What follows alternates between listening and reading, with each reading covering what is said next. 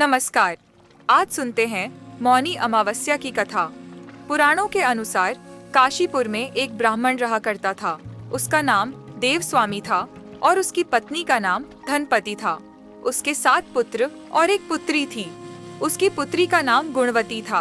ब्राह्मण ने 7 पुत्रों का विवाह कर दिया और अपनी बेटी के लिए वर खोजने अपने सबसे बड़े पुत्र को भेजा।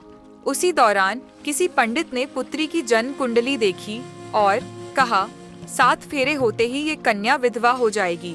तब उस ब्राह्मण पुत्र ने पंडित से पूछा कि मेरी बहन के इस वैधव्य दोष का निवारण कैसे हो पाएगा। पंडित जी ने कहा, सोमा का पूजन करने से वैधव्य का दोष दूर हो सकता है। पंडित जी ने कहा, सोमा एक धोबिन है, वो सिंघल द्वीप पर रहती है। उसे जैसे तैसे प्रसन्न करो और गुणवती के विवाह से पहले उसे यहाँ बुला लो। और तब देवस्वामी का सबसे छोटा लड़का अपनी बहन को अपने साथ लेकर सिंघल द्वीप जाने की तैयारी के साथ सागर तट पर चला गया। सागर पार करने की चिंता में दोनों एक वृक्ष की छाया में बैठ गए। उस पेड़ पर एक घोंसले में गिद्ध का परिवार रहता था। उसे समय घोंसले में सिर्फ गिद्ध के बच्चे ही थे। गिद्ध के बच्चे उन भाई बहनों की क्रियाकलापों को देख रहे थे। शाम के समय जब उन गिद्ध के बच्चों की माँ आई तो माँ ने देखा कि उन बच्चों ने अब तक भोजन नहीं किया है। वो अपनी माँ से बोले, माँ, नीचे 2 प्राणी सुबह से भूखे प्यासे बैठे हैं। जब तक वो कुछ नहीं खा लेते हम भी कुछ नहीं खाएंगे।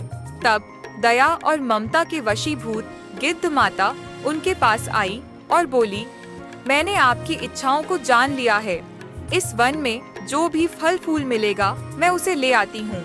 आप भोजन कर लीजिए। मैं प्रातः काल आपको सागर पार करवा दूंगी और सिंघल द्वीप की सीमा के पास पहुँचा दूंगी।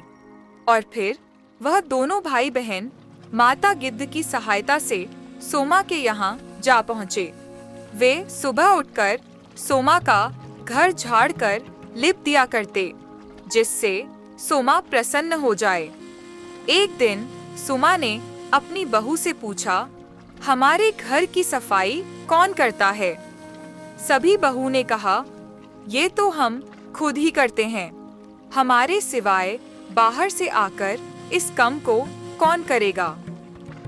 लेकिन सोमा को उनकी बातों पर विश्वास नहीं हुआ।